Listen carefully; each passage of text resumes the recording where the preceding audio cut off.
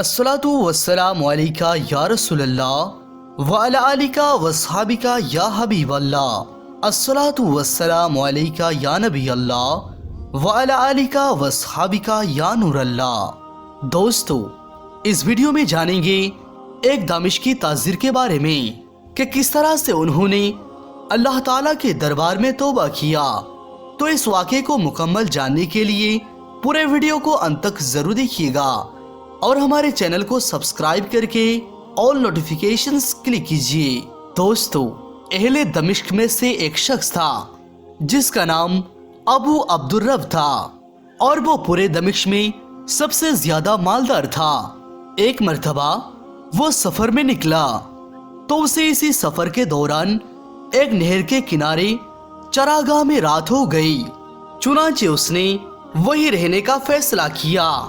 उसे चरागाह की एक जानिब से एक आवाज सुनाई दी।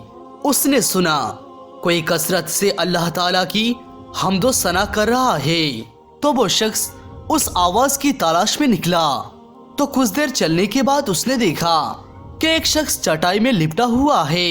तो उसने उस शख्स को सलाम किया और उससे पूछा, तुम कौन हो? तो उस शख्स ने जवाब दिया, मैं एक मुसलमान हूँ। दमिश्की ने उससे पूछा, तूने ये क्या हालत बनाकर रखी है? तो उसने जवाब दिया, एक नियामत है जिसका शुक्र अदा करना मुझ पर वाजिब है। दमिश्की ने कहा, तुम एक चटाई में लिपटे हुए हो, ये कौन सी नियामत है? तो उस शख्स ने कहा, अल्लाह ताला ने मुझे पैदा फरमाया तो मेरे तख्लीक को अच्छा किया और मेरे पैदाइश और परवरिश इस्लाम में रखा और मेरे आज़ा को तंदुरुस्त किया और जिन चीजों का जिक्र मुझे नापसंद है उन्हें मुझसे छुपाया। तो इससे बड़ी नियामत और क्या है? वो दमिश्की कहता है कि मैंने उनसे कहा, अल्लाह ताला आप पर रहम फरमाए, क्या आप मेरे साथ चलना पसंद फरमाएंगे?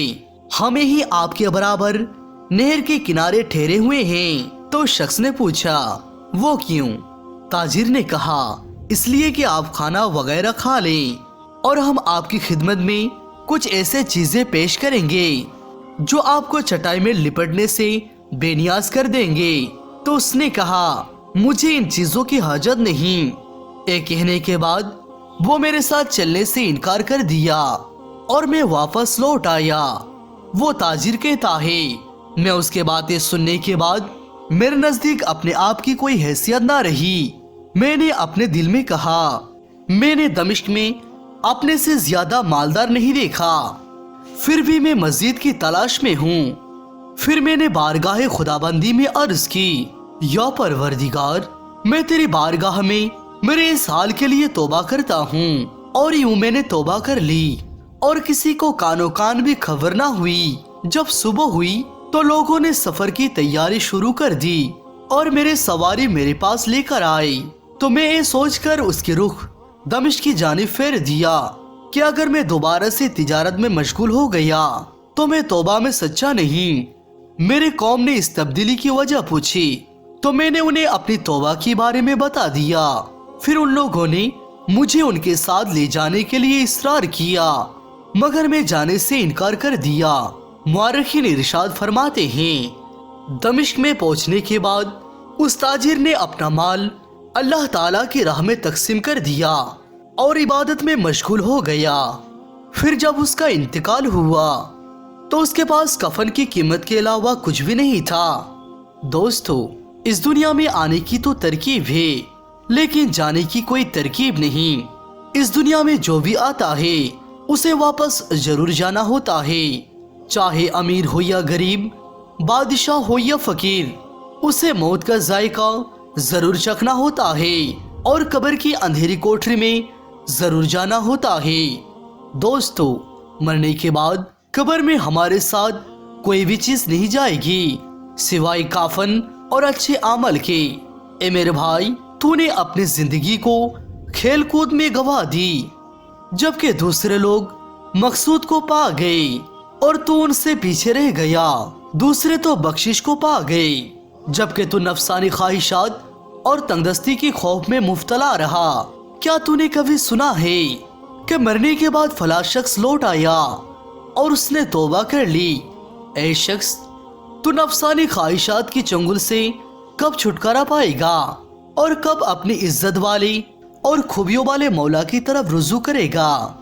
آخر میں اللہ تعالیٰ سے دعا ہے، یا پروردگار تو ہمیں اس دنیا کی لالچ سے بچا اور ہمیں ان لوگوں میں شامل کر لے جن لوگوں کو تو اپنے محبوب کے صدقے بے حساب مغفرت فرمائے گا۔ آمین ثم آمین۔ رسول اکرم نور مجسم شہ بنی آدم رسول محتشم صلی اللہ تعالی علیہ وسلم نے ارشاد فرمایا، جب مومن کی موت کا وقت آتا ہے تو ایک بہت ہی خوبصورت اور خوشبودار فرشتہ اس کے پاس آتا ہے اور اس کی روح قبض کرنے کے لیے اس کے پاس بیٹھ جاتا ہے۔ پھر دو فرشتے جنتی خوشبو اور کفن لاتے ہیں، وہ ابھی دور ہی ہوتے ہیں کہ ملک الموت علیہ السلام پسینہ بہنے کی صورت میں اس کے جسم سے روح نکال لیتے ہیں۔ پھر وہ فرشتے جلدی سے آتے ہیں اور ان سے روح لے کر اسے جنتی خوشبو اور کفن میں رکھ کر جنت کی طرف بلند ہو جاتے ہیں۔ اس کے لیے آسمانی دروازے کھل جاتے ہیں اور فرشتے خوشخبری دیتے ہوئے پوچھتے ہیں، اے کس کی روح ہے جس کے لیے آسمانی دروازے کھولے گئے؟ فرشتہ دنیا میں لیا جانے والا اس کا سب سے اچھا نام لے کر کہتا ہے، اے فلاح کی روح ہے۔ پھر جب اسے آسمانوں کی طرف بلند کیا جاتا ہے تو ہر آسمان کے مقرر فرشتے اس کے پیچھے ہو لیتے ہیں، حتیٰ کہ اسے عرش کے پاس اللہ سبحانہ و تعالیٰ کی بارگاہ میں پہنچا دیا جاتا ہے۔ اللہ سبحانہ و تعالیٰ مقرر فرشتوں سے ارشاد فرماتا ہے، گواہ ہو جاؤ کہ میں نے اس عمل والے کو بخش دیا ہے۔ چنانچہ اس کے عمل نامے کو مہر لگا کر علین میں رکھ دیا جاتا ہے۔ پھر اللہ سبحانہ و تعالیٰ ارشاد فرماتا ہے، میرے بندے کی روح کو زمین کی طرف لوٹا دو، کیونکہ میں نے ان سے وعدہ کیا ہے کہ میں انہیں زمینی میں لوٹاؤں گا۔ پھر جب اس مومن کو قبر میں رکھ دیا جاتا ہے تو زمین کہتی ہے، تو مجھے اپنے پشت پر بھی محبوب تھا، اور جب تو میرے پیٹ میں آ گیا ہے تو میں تجھے دکھاتی ہوں کہ تیرے ساتھ کیسا سلوک کروں گی۔ پھر وہ اس کے لیے حد نگاہ تک وسیع ہو جاتی ہے اور اس کے پاؤں کے پاس ایک جنتی دروازہ کھول دیا جاتا ہے اور اسے کہا جاتا ہے، ان نعمتوں کو دیکھ جو اللہ سبحانہ و تعالیٰ نے تیرے لیے تیار کر رکھی ہے۔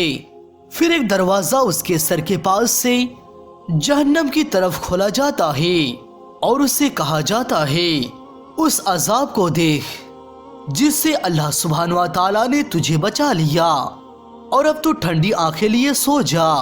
بس اس وقت اسے قیامت برپا ہونے سے بڑھ کر اور کچھ بھی محبوب نہیں ہوتا، یعنی وہ چاہتا ہے کہ جلد سے جلد قیامت آ جائے اور اس کے بعد میں اپنی جنت میں داخل ہو جاؤں۔